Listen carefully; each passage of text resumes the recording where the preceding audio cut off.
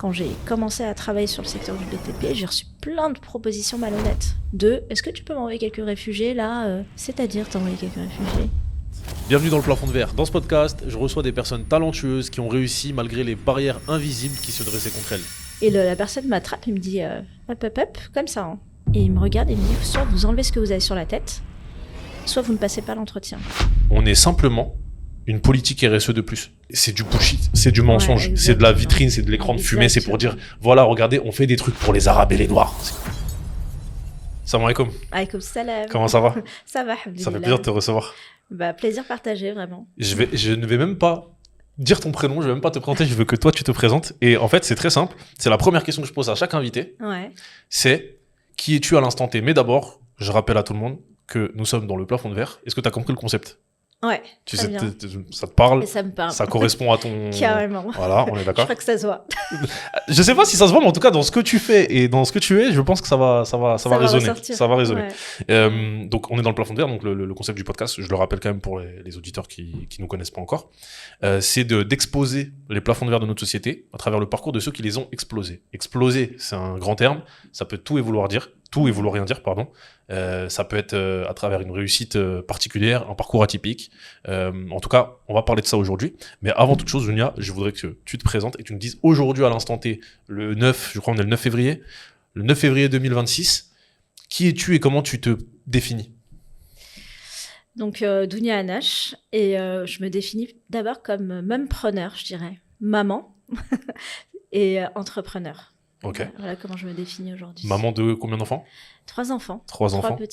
3 garçons, 12 ans, 7 ans et 5 ans. Machallah. Mm. Ça fait plaisir. Tu es donc entrepreneuse, pourquoi? Fondatrice de? Alors, fondatrice d'Abajad, de Meet and Speak aussi. Donc, j'ai une association, je suis assopreneur. Et aussi, j'ai un organisme de formation à côté. Donc, Ok. voilà. Pourquoi? Alors, il y a la belle histoire que je raconte Le storytelling, souvent, le storytelling. Aujourd'hui, je vais aussi parler des coulisses parce qu'on est dans le plafond de verre.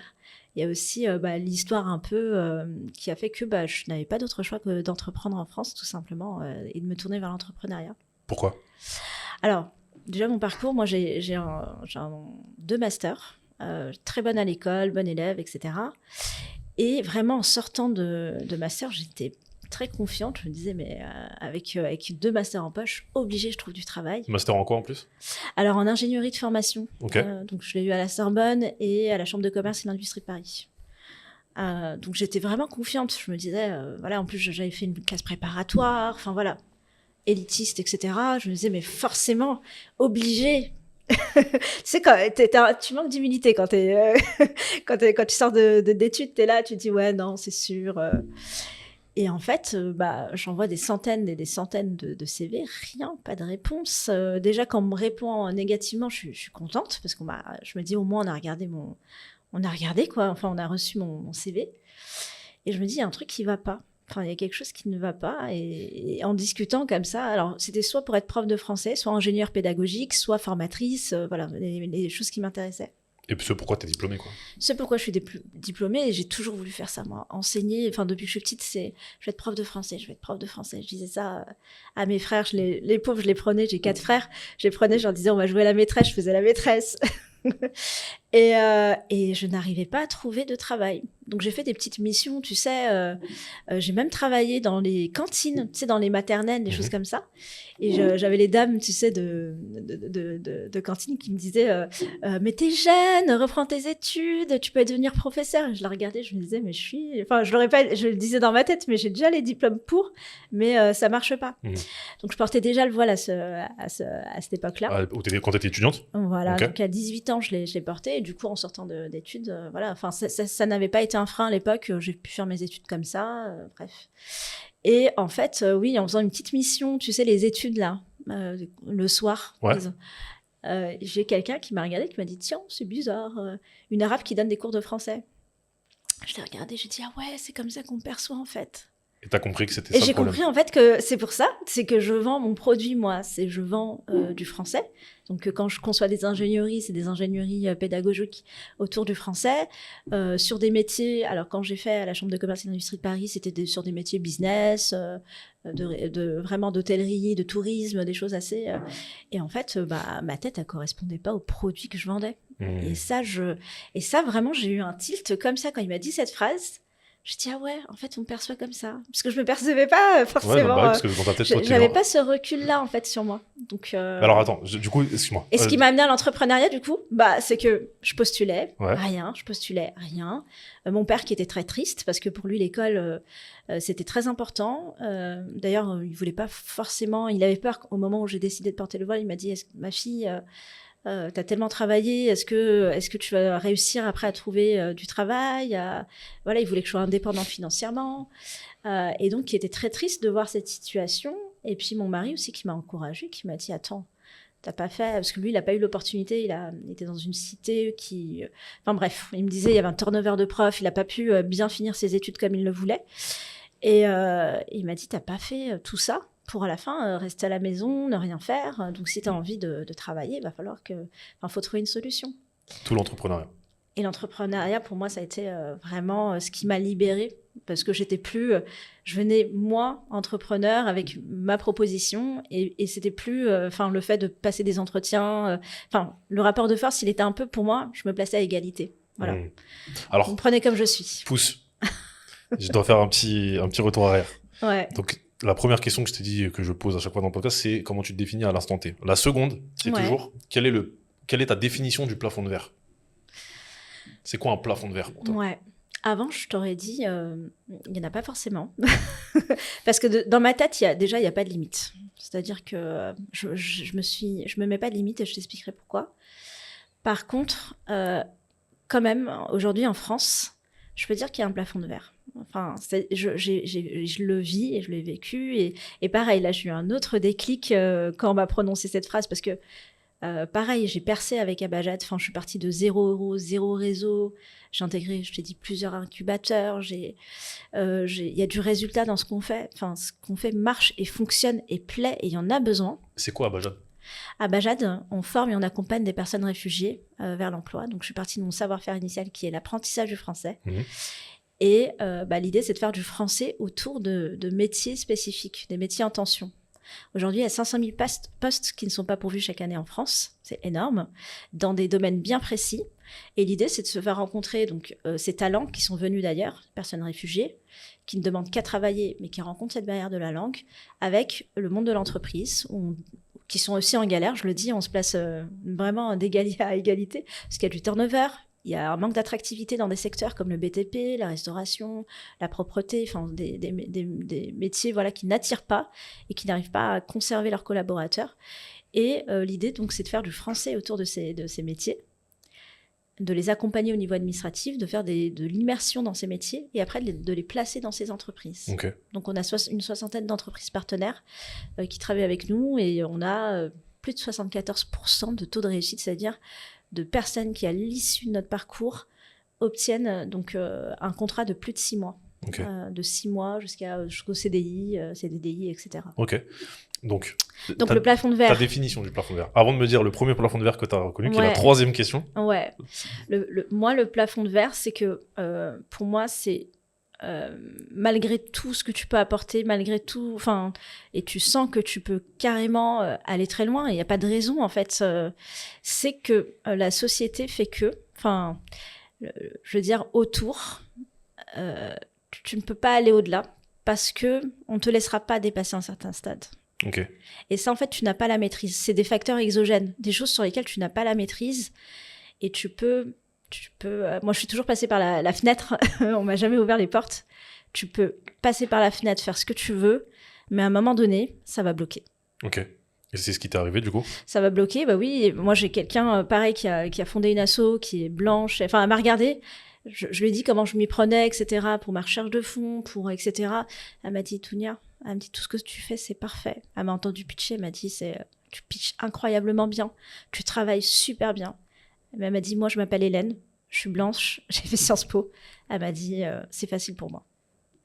Donc là, j'ai compris qu'à un moment donné, tu peux aller aussi, et sans te travestir aussi. Parce qu'elle me disait, moi, tu sais, pour obtenir des financements, hop, je vais me prendre une petite bière le soir avec un tel, machin, tac, il me signe un chèque, des choses que moi, enfin, ça sera ma limite et je n'irai jamais là-dedans. Donc attends, si je comprends bien dans ton histoire, ouais. Premier plafond de verre que tu le rencontres parce que tu te rends compte, parce que malgré tes diplômes, t'obtiens pas les postes que tu veux alors que t'es 100% qualifié. Deuxième plafond de verre, c'est que malgré que t'aies choisi l'entrepreneuriat pour pouvoir, enfin, ou la sous-preneuriat en tout cas au début, pour pouvoir du coup, on va dire exercer ce pourquoi tu t'es formé et donc réaliser tes ambitions. Malgré ça, tu rencontres un nouveau plafond de verre quand il s'agit de lever des fonds, de trouver des financements, etc. J'enlève, mais je suis sûre que je pourrais aller bien au-delà si j'avais un faciès différent, si j'avais... voilà. Et je les cumule, hein. Je les cumule. Mais, ok, et donc tu crées Abajad. Ouais. Okay. Je peux même aller... En fait, aujourd'hui, j'aimerais bien parler d'un truc, parce que d'habitude, j'en parle pas. C'est que moi, à l'âge de 13 ans, j'ai commencé à maigrir. Enfin bref, je savais pas ce qui se passait. Et on faisait des allers-retours comme ça avec mon père à l'hôpital.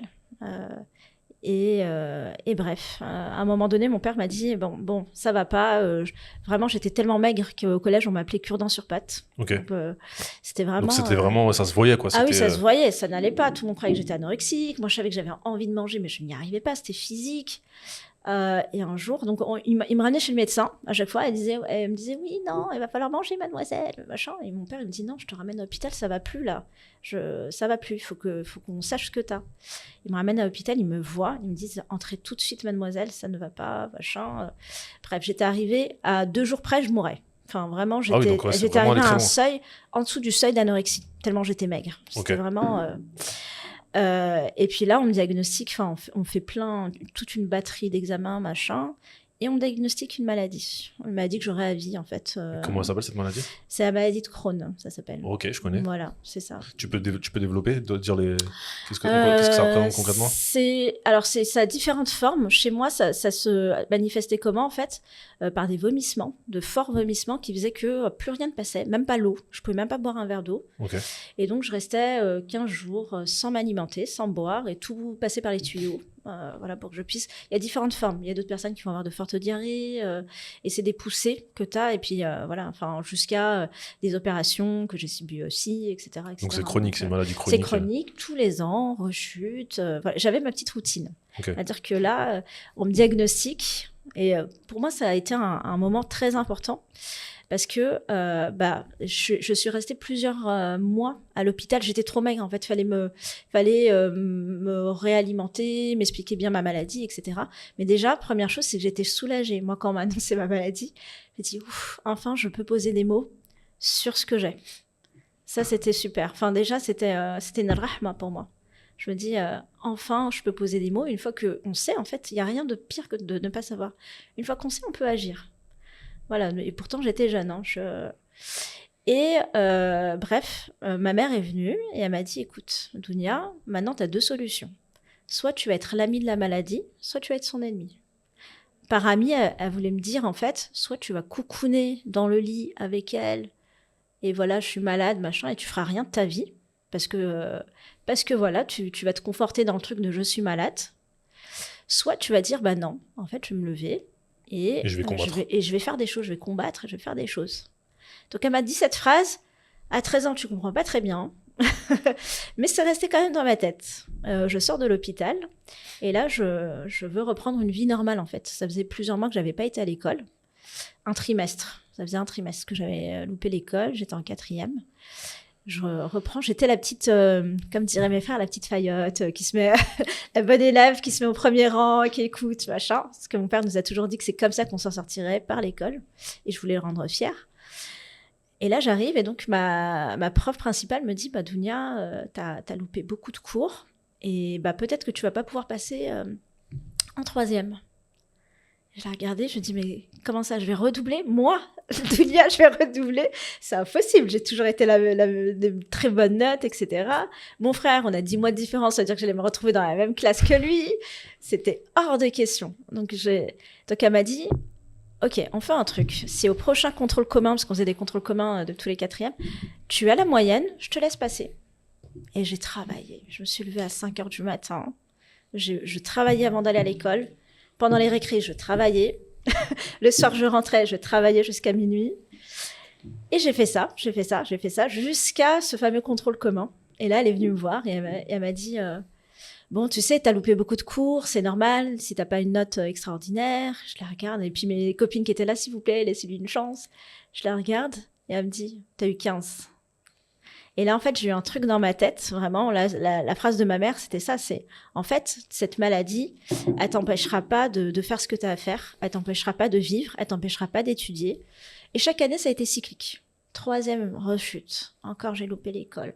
Ça a été comme ça, seconde. Mais à chaque fois, t'as jusqu'au dépassé bac. le truc. À chaque fois, je sortais, bim. Alors, je récupérais les cours à droite, à gauche de mes camarades. Et voilà, j'ai dépassé le truc, ouais. Sans jamais redoubler, du coup. Sans jamais redoubler, jusqu'à ce que j'arrive en classe préparatoire. Ok. Et totalement par hasard, d'ailleurs, je suis arrivée à une classe préparatoire. Bon, on m'avait jamais parlé de classe préparatoire. J'ai une copine. Il y avait que des blancs avec moi en classe. J'étais dans un lycée où il n'y avait pas beaucoup de... Surtout en S, j'ai fait un bac S. Et je la vois, en fait, je lui dis, mais en train de remplir un dossier, je fais, mais tu remplis quoi? Elle me dit, ouais, c'est un truc qui s'appelle classe préparatoire. Je lui dis, ah ouais, ça consiste en quoi? Et elle m'explique, je lui dis, bon, bah pourquoi pas? Elle me dit, tu veux un dossier? Je fais, vas-y. Tac, je remplis le dossier et je me retrouve en prépa, en Hippocagne. Et là, en Hippocagne, c'est un autre rythme. C'est un rythme très soutenu. Le samedi, tu as ce qu'on appelle des cols. Tu as des examens tout le temps. Et là, pour la première fois, on propose, alors qu'on ne le propose jamais en Hippocagne, c'est de refaire une année. Ok. Et là, en fait, ma fierté a fait que j'ai dit non. J'ai dit non, je peux pas. Et on avait un partenariat avec la Sorbonne à l'époque. Et du coup, je me suis retrouvée donc, à la Sorbonne. Et j'ai déroulé tout mon cursus comme ça, vraiment Saint-Michel. Enfin, vraiment très belle expérience. Ok. Donc ça, c'était l'avant. Ça, c'était l'avant. Donc finalement, ton premier plafond de verre, ça a été ta maladie, mais tu l'as explosé pour le coup, celui-ci. Ouais. Ou alors, c'était pas un plafond de verre, peut-être. Peut-être que c'était au contraire. Moi, au contraire. Ça a été un tremplin, ça a été un moteur. Ça a été un cadeau. Ok. Un cadeau parce que quand tu es allongé dans un lit, que tu peux pas te nourrir, que tu peux rien faire, en fait, déjà, ça t'apprend tes limites. C'est-à-dire que tu n'es pas invincible et que tout peut t'arriver, tout peut basculer du jour au lendemain. Donc moi, j'ai toujours cette épée Damoclès sur la tête et tous les jours, je me dis, en fait, ça peut basculer du jour au lendemain. Déjà, je l'ai aujourd'hui tout le temps. Donc toi, l'apprentissage du tawakkul, c'est dès le départ, quoi, en fait. C'est pour ça que je te dis, c'est un cadeau. Et la patience aussi. La patience. Parce que quand t'es jeune, rester dans un lit comme ça, tu vois, la patience et surtout la gratitude. Parce que quand, au bout de 15 jours, moi, on me fait mon premier thé. C'est ça, au début, tu peux pas t'alimenter normal. Tu prends un petit thé avec une petite biscotte. Je peux te dire que ça, là, sentir le thé à travers ta gorge, la première gorgée, tu te dis waouh, tu te sens vivante, t'es en gratitude totale, tu te dis alhamdoulilah. En fait, c'est un truc de fou. Je peux boire, je peux manger. Et du coup, des choses qui me semblent graves pour certains. Moi, aujourd'hui, je me dis, non, en fait, alhamdoulilah, je suis debout. On est debout, on est là, on respire, on parle. Enfin, il n'y a pas de quoi se plaindre plus que ça. C'est quoi le rôle de cette maladie dans ton projet Abajad? Est-ce que ça a un lien? Ah ouais, carrément. Enfin, le rôle, déjà, je t'ai dit, en fait, ça m'a appris que, j'allais dire, c'est pas très logique avec ce que je viens de te dire, mais rien n'est impossible. Moi, je l'ai, enfin, dans ma tête, je peux tout faire. Je peux tout faire, en fait, tant que je suis debout. Et même quand je suis pas debout, parce que même allongée, j'ai déjà travaillé allongée dans mon lit d'hôpital. C'est-à-dire qu'on peut tout faire, déjà. Donc, moi, il n'y a pas de limite. Ensuite, il y a la résilience. Parce que quand on est entrepreneur, il faut rien lâcher. Tu as envie d'abandonner, tu as envie de laisser tomber, tu as envie de... Et ça, la patience, la résilience, sabr, vraiment ce que je te disais, tu l'acquiers. J'ai pu l'acquérir vraiment à travers cette maladie. Et la gratitude aussi. La gratitude de chaque moment, tu vois, enfin chaque... Mais comment parce que du coup, je comprends la notion de pourquoi tu as entrepris. Ouais. le lien de cause à effet. Ouais. Mais pourquoi ce projet-là? Ok, prof de français, tu voulais déjà l'être, mais pourquoi tu t'es pas lancé, par exemple, tu aurais très bien pu être, tu sais, faire un truc tout basique, faire une formation en ligne de français, tu vois, et vendre cette formation, et tu aurais été entrepreneuse aussi. Tu aurais très bien pu juste faire ton centre de formation, mais tu as commencé directement avec un projet à impact qui a un véritable impact sur une société qui t'a, entre guillemets, rejeté. Quand même, je tiens à le préciser, hein, c'est-à-dire que certains facteurs exogènes que tu citais ont fait que tu n'as pas pu exercer ce pourquoi tu as été formé pendant toutes ces années, mais malgré tout, tu as décidé d'avoir un impact positif et de transformer cette épreuve en quelque chose de bien pour la société en aidant des étrangers. Donc, d'où c'est venu, tu vois? Comment ça s'est fait? C'est quoi qu'est-ce qui est en toi à ce moment-là pour faire ce projet-là? Alors, il y a deux choses. J'ai longtemps cru qu'il y avait qu'une seule chose, c'était l'histoire de mon papa. Donc je raconte l'histoire de mon papa qui est lui-même venu du Maroc en France, qui n'a pas passé d'entretien d'embauche, lui. Hein. Lui, c'était bilan de santé, on a regardé ses dents, on a regardé ses mains, et on lui a dit, allez, vas-y, viens, parce qu'on avait besoin de reconstruire la France à ce moment-là. Hein. Il a travaillé, mon père était un chibani de la SNCF, il a fait toute sa carrière à la SNCF.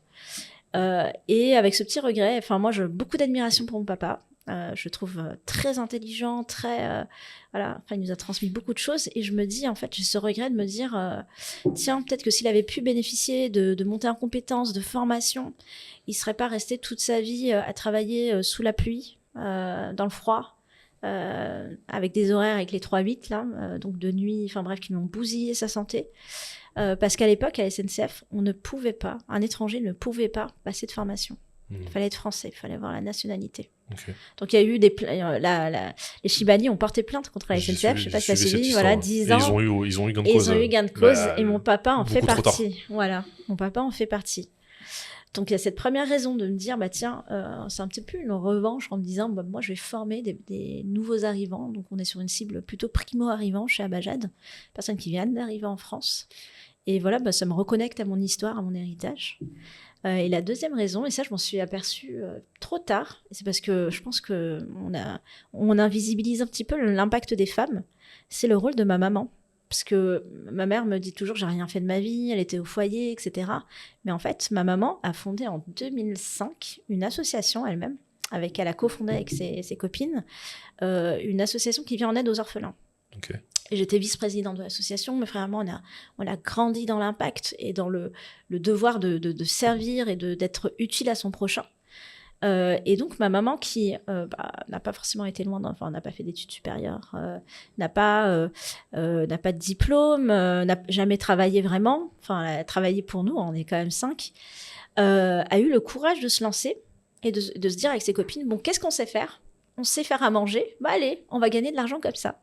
Et donc, dans les brocantes, elle vendait des gâteaux, des choses comme ça, jusqu'à faire des galas de charité, où ce sont les mamans qui préparaient à manger et à lever des fonds durant la soirée. Et là, en fait, j'en étais pas consciente jusqu'à peu, mais je me dis, mais en fait, je suis un modèle, je suis un vrai modèle. Ma mère... T'as perpétué ton héritage, en fait. Bah, elle est assopreneur, elle est partie de rien. Elle a réussi à embarquer toute la ville connaissait l'association El Amel, embarquer plein de monde pour faire des dons, pour aller sur place, et elle vient d'un autre pays, pas forcément les codes, enfin tu vois, plein de freins, et pourtant elle l'a fait. Donc je pense c'est deux modèles, mon papa que j'ai vu entre guillemets souffrir par son travail et donc pour ça que je pense que je suis partie vers la formation et l'emploi, et ma maman qui a entrepris, qui a créé son asso, qui s'est dit en fait on sait tous faire quelque chose, on a tous un talent, et ça c'est un message qu'elle m'a injecté longtemps. On sait tous faire quelque chose et on a tous quelque chose à apporter à la société. Tu disais tout à l'heure que donc là, ce que je comprends, c'est que vraiment, il y a quelque chose avec l'héritage, il y a quelque chose avec la transmission, le fait de perpétuer. Il y a aussi, tu disais tout à l'heure que, effectivement, tu arrives à lever des fonds, mais que potentiellement, si tu étais blanche et que tu portais pas le hijab, que tu t'appelais pas Dounia, bah, ça marcherait mieux. Tout à fait. J'aimerais que tu t'élabores un peu là-dessus parce que, en fait, je sais qu'il n'y a pas que des gens de la communauté ou des personnes issues des minorités qui regardent le podcast. Et ce que je constate souvent, c'est qu'en fait, ils ne nous comprennent pas. Donc, est-ce que tu peux expliquer par des faits. Comment tu ressens ce truc-là et comment tu t'es arrivé à cette conclusion-là? En dehors de Hélène qui peut lever des fonds en buvant des bières avec je sais pas qui, Ouais. comment tu t'es rendu compte de ça? Ça a commencé dès le début. En fait, je postulais même pour... mon mari n'était pas d'accord, mais pour la téléphonie, en fait, avec mes 2 masters. Je disais, c'est pas grave, tant que je travaille et que je fais quelque chose et que... j'étais partie passer un entretien avec mon foulard. Enfin, et la personne m'attrape et me dit, hop, hop, hop, comme ça. Hein. Il me met dans une espèce de réserve et il me regarde et me dit, soit vous enlevez ce que vous avez sur la tête, soit vous ne passez pas l'entretien. Et moi, je me suis pas démontée. Je l'ai regardé, je lui ai dit, mais monsieur, j'ai 2 masters. Il me dit, alors? Je lui ai dit, je ne l'ai pas enlevé pour mon métier, pourquoi que je vais l'enlever pour du téléphone? Et je suis partie. Alors devant lui, je ne me suis pas démontée, hein, mais je suis partie, j'ai pleuré. j'ai pleuré, j'ai dit, mais en fait, j'arriverai pas à travailler. Enfin, peu importe, même là, j'avais passé des tests d'élocution, des tests d'orthographe, alors bien sûr que j'ai bien réussi, machin. Même ça, en fait, même pour ça, on ne va pas me prendre, quoi, me recruter. Je suis passée par des stratagèmes. Je travaillais avec des enfants au début. Je commençais avec des enfants, donc enseigner à des enfants. Donc je rentrais dans la cour avec un bonnet en laine. Et puis une fois en classe, j'étais avec les petits. Voilà, j'étais dans mon élément avec des enfants et je retirais mon. Et j'ai été convoquée par le responsable qui m'a dit oui, paraît-il que vous mettez un foulard. Je dis ah ouais, un bonnet c'est un foulard. Je dis c'est religieux un bonnet. Ouais, mais bah quoi? Mais quoi? Je dis même ça, je dis quand je rentre, je l'enlève. Je dis même ça, en fait, vous allez me prendre la tête là-dessus. Et en fait, je me suis dit, alors c'est soit je fais un truc qui va pas, où je vais pas être alignée, où je vais pas me sentir bien en tout cas. Je me sentirais pas bien de l'enlever. Et je ne juge absolument pas les personnes qui le font parce que c'est très très dur, très très dur de le garder. En France, le foulard, c'est un vrai sujet. J'en parle jamais aussi de ce truc-là, mais... c'est le moment. C'est le moment parce que... Parce que pour moi, c'est même plus une question. Maintenant, c'est même plus une question. Et là, mon mari m'a dit, bah tiens, et si... Bref, je te passe les épisodes où on m'a traité de terroriste, on m'a coursé dans le métro en me traitant de terroriste, on a fait semblant de me tirer dessus, comme ça, on passait... Et là, tu te dis, en fait, si le mec, il avait vraiment un gun... Tu vois, où t'as peur. C'était à quelle époque, ça? C'était... moi, c'est pendant les élections, les gens sont excités. 2017? Moi, Là, tu parles de 2017, là, en l'occurrence? Encore, même avant. Encore avant? Même avant. Parce que, tu vois, on pourrait se dire, là, en ce moment, ça y est, la France, c'est n'importe quoi, tu vois. Ça me choquerait pas d'entendre ça. Non, mais non. à l'époque, déjà? Non, déjà à l'époque, et puis voilà, entre ta prof qui t'aimait beaucoup et qui te traite de soumise, enfin voilà, plein de trucs. Alors ça, je le passe, hein. J'arrive dans l'amphi, moi j'ai fait du grec et du latin très longtemps, donc ce qu'on appelle quand tu fais du grec helléniste. J'ai fait du grec très longtemps, j'arrive dans l'amphi, et là le prof me regarde, parce qu'il y avait l'UD d'arabe juste à côté, il me regarde, il me dit, mais madame, on est en grec ici? Je dis, bah oui, je suis helléniste, j'ai fait du grec de ma 3e jusqu'en prépa, et puis là, donc je viens en cours. Ah bon? Voilà, donc des petites choses comme ça. Bon, après, t'en rigoles. Quand j'étais formatrice, quand je suis devenue formatrice, après, j'ai eu quelqu'un, vraiment une institutionnelle qui me regarde et qui me dit... je lui parle de mes élèves que j'ai formés, etc. Et elle me regarde et elle me dit ah oui, d'accord, donc j'utilise plein de mots linguistiques, la formation. Elle me dit, et vous avez appris le français aussi ici? Et je la regarde. Je dis, mais madame, j'ai la même tête que mes élèves, mais c'est bien moi la formatrice. Là, elle me regarde, elle était toute gênée, et puis voilà, t'apprends à faire des punchlines et tout ça. Et donc mon mari me dit, bon, tu peux peut-être porter ton foulard autrement, voilà, pour avoir un juste milieu entre pour te sentir bien, et en même temps, essayer de te fondre un peu dans la société. Et là, on a fait plein d'essais, des bonnets, des machins, etc. Et je me sens alignée comme ça. Aujourd'hui, je me sens alignée comme ça. Parce que le rôle, pour moi, du foulard, c'est aussi d'être dans la discrétion, tu vois, de se fondre un peu dans... Et sauf qu'en France, c'est l'inverse. C'est devenu impossible. T'attires le regard, en fait. Quand tu portes le foulard, c'est le contraire qui se passe entre les personnes qui veulent pas s'asseoir à côté de toi, celles qui on m'a déjà craché dessus dans le métro, des trucs comme ça. Je me suis dit, mais moi, je veux me faire toute discrète et en même temps, me sentir bien et alignée avec mes croyances. Donc voilà, donc on a fait plein d'essais, etc. Et puis maintenant, c'est la forme que j'ai décidé d'avoir aujourd'hui. Ok. Je suis bien comme ça. Ok. Et même du coup, même en étant devenue entrepreneuse, du coup, pourquoi je te pose cette question? Parce que tu vois, moi pendant très longtemps, et d'ailleurs c'est la raison de ce podcast, j'étais en colère contre la France. Et mon Ouais. discours c'était, et c'est un peu toujours le cas avec un peu plus de recul et on va dire d'apaisement. Ouais. Mon discours c'était, de toute façon, ils ne vous aimeront jamais. Quand je dis ils ne vous aimeront jamais, je parle des Français racistes. Tu vois, Ouais. il y a plein de, on s'entend bien avec plein de Français et la question n'est pas là. Tu vois, nous-mêmes on est Français, on est né en Français, France, ouais, on a c'est grandi ça. en France. Tu vois, Ouais. mais à un moment donné, ils nous ont tellement aliénés de notre identité française que tu commences à dire eux et nous. Tu vois ce que je veux dire? En tout cas, Le séparatisme. voilà, le séparatisme. Alors que c'est eux qui, bon bref. Tout ce que je veux dire, c'est que pendant très longtemps, mon discours c'était ils nous aimeront jamais. Donc, le seul moyen de faire la différence, c'est de faire de l'argent. Pourquoi? Parce que l'argent, une fois que tu as de l'argent, plus personne ne regarde ta couleur de peau, ou même s'ils la regardent, ils gardent bien dans leur tête ce qu'ils pensent, et ils veulent profiter de ce que tu peux leur offrir. Tu vois? D'où l'entrepreneuriat, d'où le business, et de dire en gros, bah en fait c'est simple. Le langage de l'argent, c'est le langage que tout le monde parle. Tu vois? Mais finalement, avec le temps, je me suis rendu compte que même quand tu es entrepreneur, et même quand tu fais de l'argent, alors je dis pas des centaines de milliers d'euros, hein, juste les milliers d'euros qui te permettent déjà de faire partie des 5% les plus riches des Français, et ben malgré ça, on te regarde quand même de travers. Et ça change pas, même quand tu as de l'argent. Donc c'est pour ça que je te pose cette question. Est-ce que maintenant que tu es devenu indépendant, donc je te parle pas, il n'y a pas seulement l'argent, il y a aussi le fait d'être indépendant de ton temps, tu n'es pas obligé de te confronter à tout ce qui est le racisme en entreprise, tu peux fonctionner par toi-même, tu peux travailler avec qui tu veux, avec les prestataires que tu veux, etc.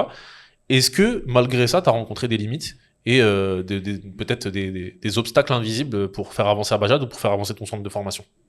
En fait, ouais, c'est une question qui est très difficile parce qu'en plus, moi, je suis dans l'intégration des personnes étrangères aussi, moi-même. Donc, je peux avoir ce rôle un petit peu inspirant, ce rôle modèle, et puis je pense qu'on accepte un peu plus mon visage par rapport au domaine d'activité dans lequel je suis. Donc, je pense que ça ne sera pas la même chose pour une autre personne. Enfin, là, le domaine dans lequel je suis, c'est peut-être un peu facilitant. Mais même comme ça, oui, je te le disais tout à l'heure, tu as des limites. À un moment donné, on te laisse avancer. Pourtant, je suis passée dans la presse, que ce soit avec presse écrite, sur France 3, reportage, ministère, j'ai rencontré le président, des ministres, etc. Mais comme tu as dit, il y aura toujours un petit peu ce truc un peu... un regard un peu condescendant, ça tu peux c'est pas le sentir. Parfois on peut te donner des petites phrases, des petites choses qui vont faire que tu vas te dire... Des micro-violences un peu, les trucs un peu... Voilà, c'est ça. Et tu vas te dire, bon bah en fait, même si tu as atteint un certain stade en passant par des incubateurs, en réussissant des programmes, des concours, pareil, lauréat de concours. Là, récemment, on a obtenu un trophée de l'ESS de Paris, donc de l'économie sociale et solidaire. Pareil, j'ai pitché devant des centaines de personnes, des élus, mais voilà, je pense que, et c'est d'autant plus vrai pour les femmes issues de l'immigration et qui portent le voile. Là, je le dis tout le temps, on les cumule les tares. Je suis maman, je suis entrepreneur, je suis malade, je suis issue d'immigration et en plus je porte le... Et ça, on me le dit, on me dit peut-être que le reste, ça va, mais le fait de porter le voile, c'est compliqué. Ouais, ça c'est compliqué. J'ai un avis sur la question moi, de pourquoi tu es peut-être un peu mieux accepté de par le domaine que tu développes. Et franchement, je pense, et c'est pour ça que je déteste, c'est tout ce qui est rallié à la French Tech Tremplin, tout ce qui est les fighters, les machins, les trucs, et vraiment, j'en vois toute ma force aux déterminés et aux associations de ce type-là qui font le travail pour essayer d'intégrer les personnes issues des quartiers. Les gens de la diversité, avec de grandes guillemets, terme que je déteste. Pourquoi? Parce que pour moi, on est simplement une politique RSE de plus. Pour dire, regardez, on fait des choses pour eux. C'est tout. Mais dans le fond, les gens qui font vraiment les choses, c'est des gens comme toi, C'est des gens comme Moussa Camara, c'est des gens comme... Ouais, voilà. parce qu'il est dans le système, et ça, c'est génial. Exactement. Et comme il est rentré dedans, il peut vraiment avoir un impact, tu vois. Ouais, Tout comme toi qui a la possibilité de maintenant de parler avec des élus, etc. Chose que, tu vois, il y a beaucoup de gens qui rêveraient de ça et qui ne pourront jamais le faire. Toi, tu peux le faire. Abdelali, que j'ai reçu aussi, dont l'épisode est sorti il y a pas longtemps, voilà. Aussi, tu vois, c'est eux qui font les choses. Ouais. Mais je déteste tous les trucs autour qui sont des leviers et qu'il faut voir comme des leviers et rien d'autre. Parce que c'est du bullshit, c'est du mensonge, c'est de la vitrine, c'est de l'écran de fumée, c'est pour dire, voilà, regardez, on fait des trucs pour les Arabes et les Noirs, c'est bon. Voilà. Tu vois, ça m'agace, c'est exaspérant. Et c'est pour ça que je suis parti, et j'en viens du coup à un sujet très important de ce podcast, partir ou rester. Est-ce que, en tant que personne issue d'une minorité, quelle qu'elle soit, musulman ou non, est-ce que pour toi, on peut rester en France et essayer de faire changer les choses, ou est-ce que on doit partir? Je te pose la question en sachant tu as utilisé le verbe pouvoir et après tu as utilisé le verbe devoir. Je suis sensible à ça. Ok, tu vas me dire. Est-ce qu'on peut rester en France? Oui, bien sûr, on peut. Et j'irai même plus loin, on devrait rester en France, on doit rester en France. C'est le pays dans lequel on est né, on a grandi, et il faut pas non plus cracher dans la soupe. Enfin, si j'ai pu faire des études, si j'ai pu me soigner, et ça, je suis vraiment en gratitude, parce que je sais que si mon papa, qui n'a pas fait d'études, était resté et qui m'avait eu, je ne sais pas si je serais encore de ce monde aujourd'hui. Donc, j'ai pu me soigner, j'ai pu faire mes études. Malgré tout, j'ai pu entreprendre, parce qu'en France, il y a beaucoup de programmes aussi qui facilitent. Moi, je n'avais pas d'outils pour l'entrepreneuriat. Donc, j'ai pu me former, j'ai pu monter en compétences, j'ai pu me mettre en réseau. Donc, voilà. Et je pense qu'on doit, parce que... et ce que je dis là, je pourrais, et comment dire, c'est dur de tenir plus de 8 ans, 9 ans dans la même activité, tu as envie de laisser tomber. Là, je tiens encore, au moins jusqu'aux élections présidentielles. Pour moi, ça me tient à cœur. Parce que je me dis, si moi, qui suis très engagée, qui ai vraiment ça dans le ventre, parce que ce sont mes élèves qui m'ont donné cette envie et cette impulsion pour créer Abajad, je quitte le bateau, le navire, qui va rester dans l'écosystème, même si tu te dis, ouais, les réfugiés, etc., dans l'écosystème, c'est surtout des personnes non racisées qui sont à la tête d'associations. On est très peu. On est très peu dans le domaine, issus de l'immigration, avoir vraiment vécu ça, moi, à travers mes parents. On est très, très peu. Donc, si moi, je quitte qu'est-ce qui va rester ? Qui va continuer d'accueillir ces personnes qui quittent... donc, on est sur une cible réfugiée, une cible vulnérable, qui quitte leur pays parce qu'elle fuit un danger. Qui va s'en occuper ? Et on en a besoin. C'est une richesse. C'est une richesse pour la France. Et ça, j'en suis convaincue. Et même d'un point de vue économique, on est sur... quand je parle... je vais pas aller sur de la philanthropie, etc. Moi, mon business... ma structure, elle est vraiment très pragmatique. 500 000 postes non pourvus, 50 000 personnes qui obtiennent le statut de réfugié chaque année, qui obtiennent le droit d'asile, donc qui passent au droit commun, qui ont les mêmes droits que les Français, qui peuvent travailler, qui savent faire plein de trucs. Et donc, voilà, on en a besoin. Et on le voit dans d'autres pays. Tu vois, en Italie, tu vois, en Espagne. Espagne, carrément, ils veulent que des personnes non régulières, là on en est loin en France, mais des personnes qui n'ont même pas leur papier, puissent obtenir leur papier et travailler pour eux, parce qu'il manque de main-d'œuvre. Et là, pareil, on pourrait me dire, tiens, pourquoi des métiers basse qualification ? Pourquoi sur ces secteurs-là ? En fait, je préfère que ce soit des personnes comme moi, qui respectent la personne, qui puissent aussi lui donner des perspectives d'évolution. Tu vois, qui soient à la tête de ça, que des personnes qui puissent aussi profiter un peu de la vulnérabilité de la personne. Je te prends un exemple, le BTP. Quand j'ai commencé à travailler sur le secteur du BTP, j'ai reçu plein de propositions malhonnêtes. Est-ce que tu peux m'envoyer quelques réfugiés là C'est-à-dire t'envoyer quelques réfugiés tu vas lui faire signer un CDD, un CDI là, silence radio. Est-ce que tu peux me les envoyer au black ouais, j'ai un chantier amianté, machin, non, tu vois. T'as plein de propositions comme ça, et tu te dis, en fait, si toi, t'as pas ces valeurs-là, et que tu as vraiment ce souci de bien traiter tes bénéficiaires parce qu'ils te font confiance, peut-être que d'autres personnes en auraient profité. Voilà, parce que bien sûr, on te propose des enveloppes pour ça. Tiens, vas-y, tu m'envoies sur les chantiers. Voilà. Donc il y a quand même une possibilité qu'à un moment ou un autre, tu finisses par partir à cause de tout ça. Je pense. Mm.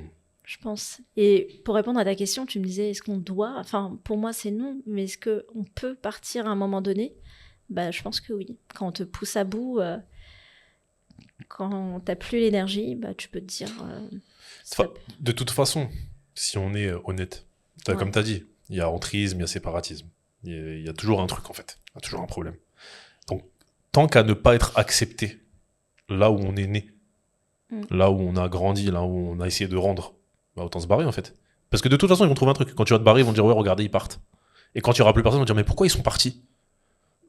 Je veux dire, à un moment, l'évidence, elle est là.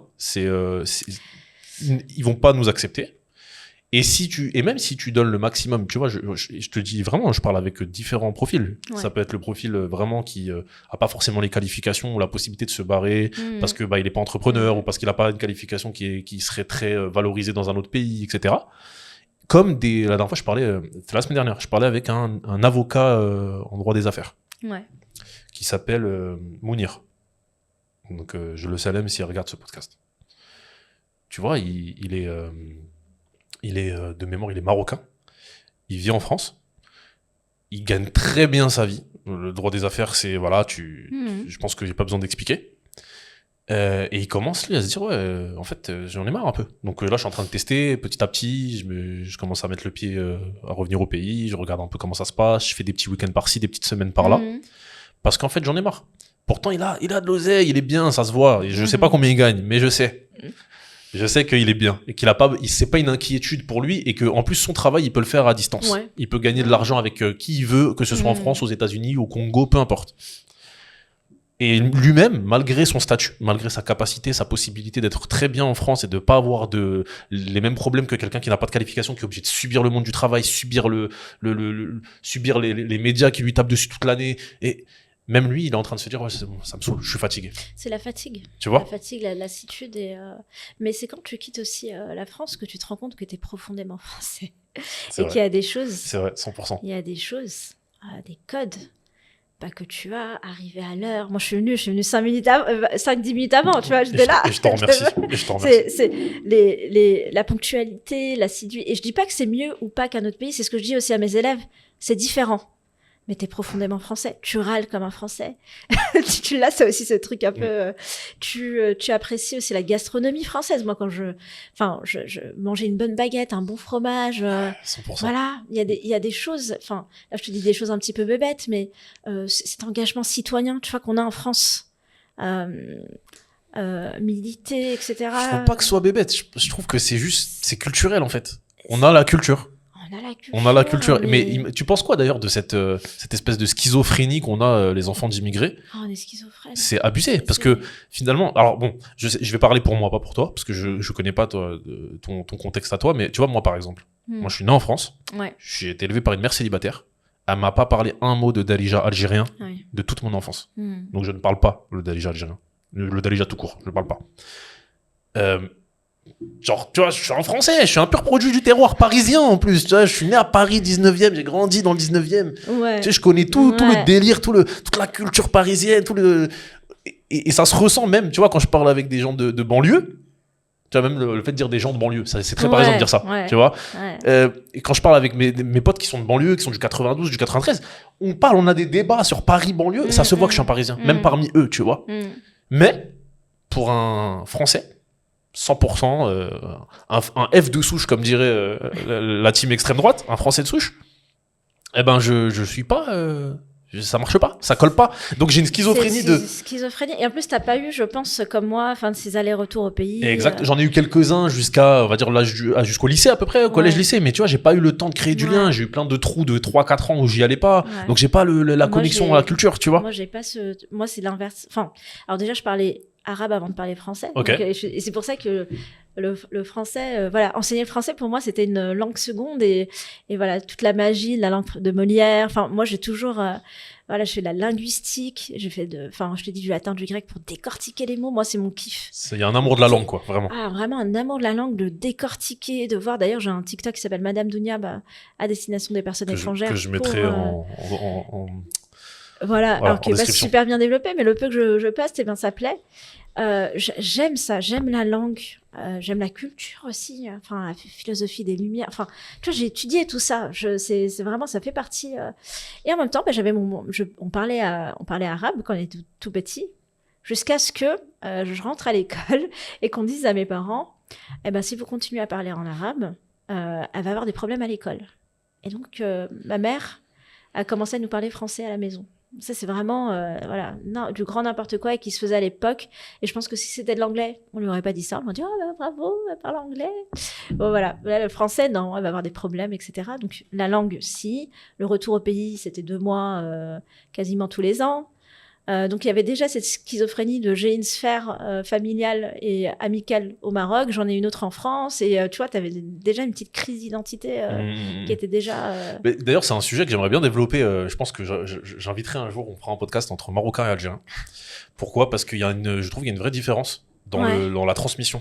Ouais. Donc qui est pour moi, ma théorie, c'est que c'est lié à l'histoire coloniale. Bien sûr. Et au fait que ça n'a pas été fait de la même manière, que l'indépendance, elle n'a pas été gagnée de la même manière également, etc. L'Algérie, c'était un département français. Enfin, tu vois, il y a un vrai déracinement des Algériens. Ouais, bien sûr. Tu le sens et tu le vois dans la manière dont ils sont élevés. Tu vois, moi, ma mère m'a dit immédiatement, genre, enfin, elle me l'a pas dit, mais elle m'a mis, à 6 ans, j'avais des livres de 400 pages dans les mains, en français, des trucs d'heroic fantasy, des trucs, et je la remercie, j'ai beaucoup de gratitude envers elle pour ça, parce que ça m'a permis de développer un français quand même, que je maîtrise un certain français, que je vois bien que potentiellement des personnes qui ont grandi en France comme moi, qui ont potentiellement la même histoire, qui ont grandi dans le même quartier, ils ont pas la même maîtrise forcément, tu vois. Donc ça, c'est une bonne chose, mais du coup, complètement coupé de mes racines. Tu vois le truc ? Mon cheminement spirituel, je l'ai fait tout seul. Ouais. Tu vois, j'ai pas été élevé dans l'islam, j'ai pas été élevé dans la culture algérienne. Donc on voit une vraie différence. Et ce serait bien qu'on en discute entre Marocains et Algériens, de comprendre. Tu penses que tu le perçois ? En tout cas, nous on a été élevés. Et puis j'écoutais, moi j'ai des souvenirs avec mon papa. On écoutait du Kulthum, vraiment des musiques en arabe classique où il m'expliquait, il me disait voilà, ça parle de l'amour, ça parle de ça. Il me décortiquait les choses. Donc pareil. Mais c'était l'école. Et c'est là la force du truc. J'ai fait du latin, du grec, de l'anglais, de l'espagnol jusqu'en prépa, où à un moment donné, tu sais, je passais 5 heures sur des traductions de textes en grec. Et là, je commençais à porter le voile, je commençais à lire le Coran et tout, en translittération. Parce qu'on m'a inculqué ce message depuis que je suis petite, l'arabe c'est difficile. Mais vraiment, j'avais ce message-là dans la tête, l'arabe c'est difficile. Au bout d'un moment, quand tu es sur du Platon, sur du Socrate, et que tu es là avec un dictionnaire comme ça qui s'appelle le Bailly, tu te dis, attends, t'as pas peur de traduire des textes en grec, d'y passer 5 heures, et tu connais même pas les lettres de l'alphabet en arabe. D'ailleurs, abjad, c'est la forme d'alphabet des langues sémitiques, l'arabe et l'hébreu. Donc que des consonnes collées entre eux. J'ai dit, attends, mais il va falloir que au moins que je connaisse l'alphabet. Et là, j'ai commencé à apprendre l'arabe. J'ai dit, waouh, incroyable. C'est une langue qui est logique, qui est facile. Tu apprends à lire et à écrire très facilement. En français, tu sais, quand je donne mes cours, je dois expliquer à mes élèves que le son O, c'est soit O, soit AU, soit EAU. Que le son T, ça peut être le T, ça peut être T, mais ça peut être SE, comme dans information. Que le E, ça peut se lire A, comme dans femme. Tu vois, F, E... qui a des lettres muettes. Bref, le français, c'est très, très, très dur. C'est beau, mais c'est très, très dur à apprendre, très, très dur à transmettre. Et l'arabe, c'est tellement incroyable. Une lettre égale un son égale une lettre. C'est carré. T'apprends tes règles de grammaire. C'est mathématique. C'est mathématique. Je suis tombée amoureuse, moi, quand j'ai commencé à apprendre. Je suis contente d'avoir fait du latin, du grec, etc. avant pour m'en apercevoir. Je dis, waouh, mais quelle langue incroyable. Ça aussi, ça fait partie aussi des choses, j'en veux un petit peu aussi à l'école, qui a dit à mes parents de ne pas parler avec nous en arabe, sinon on allait avoir des problèmes. Aussi, je pense les personnes arabophones qui sont venues, qui ont commencé à nous enseigner, je ne sais pas si tu te rappelles, à un moment donné, tu avais les consulats qui nous proposaient des cours d'arabe. Oui. Et on avait fait, on faisait des jeux, on faisait n'importe quoi, mais tu avais le prof qui nous disait l'arabe c'est difficile, et vraiment qui nous a mis ça dans la tête. Et du coup, quand tu t'intéresses pas à la langue, tu t'intéresses pas forcément à la culture. Voilà, donc j'ai appris plein de choses sur les philosophes grecs, avant de m'intéresser à nos philosophes, à nous. Enfin, tu vois, tu t'intéresses ni à l'histoire, ni à tout ce qui en découle, en fait. Et je pense que c'est important de passer par la langue, enfin, connaître sa langue, connaître sa culture, parce qu'on a cet héritage-là, qu'on le veuille ou non, dans tous les cas. Tu fais une très belle transition avec la dernière question de notre épisode, qui est une question sur l'héritage, que je pose à chaque fois. Qu'est-ce que tu aimerais qu'on dise de toi dans 10 ans? Surtout pour mes enfants. Pour ce que tu veux. Ouais, que j'ai laissé une trace. Moi, c'est ça mon objectif. C'est de laisser une trace. Laisser une vraie trace dans la société. Tu parlais d'impact. De l'argent, on s'en est fait à travers la structure. Tu vois, j'ai 11 salariés aujourd'hui. Donc, c'est une structure qui tourne.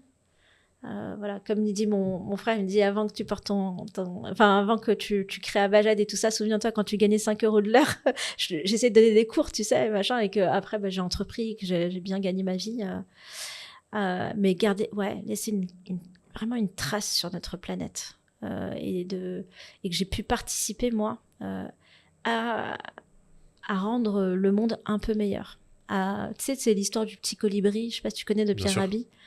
Avec un feu qui se déclare en pleine forêt, t'as des animaux qui sont là, en train de regarder ce feu, en train de se dire il y a le feu.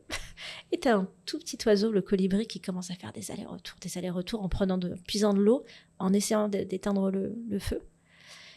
Et quand les autres animaux lui disent mais pauvre fou, mais qu'est-ce que tu fais? Comme si t'allais y arriver à l'éteindre. Il dit je fais ma part. Je fais ma part.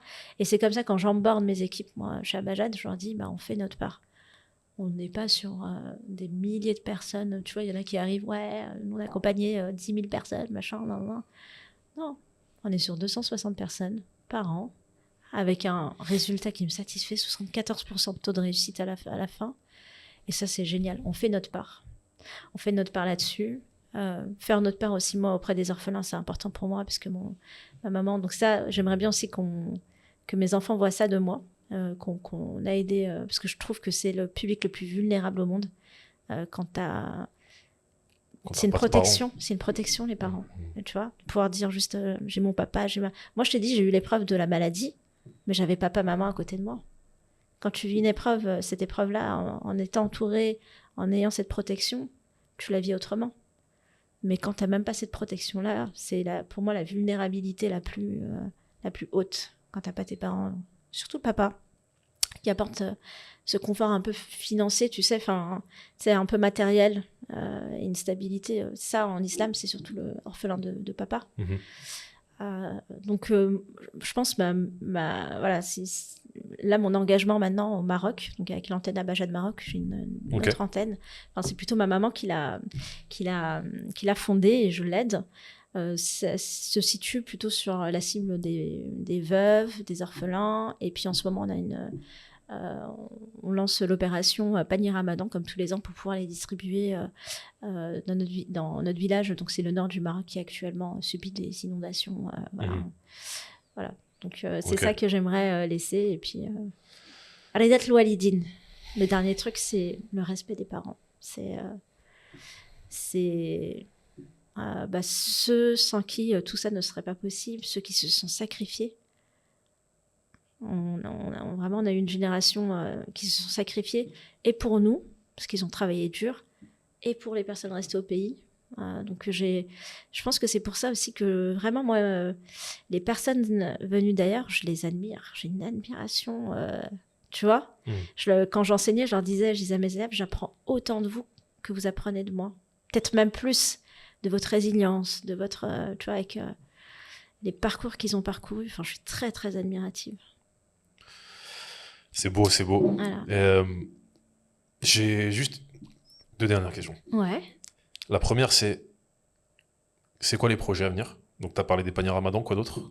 Moi, ce que j'aimerais, c'est développer davantage l'antenne marocaine. Parce que je disais, je suis profondément française, mais je suis profondément marocaine aussi.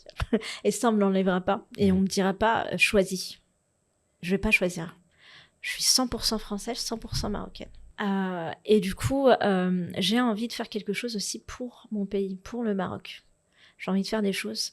Alors, là, je te parlais de panier Ramadan, c'est des aides ponctuelles. Mais c'est pas ça que j'ai envie de développer.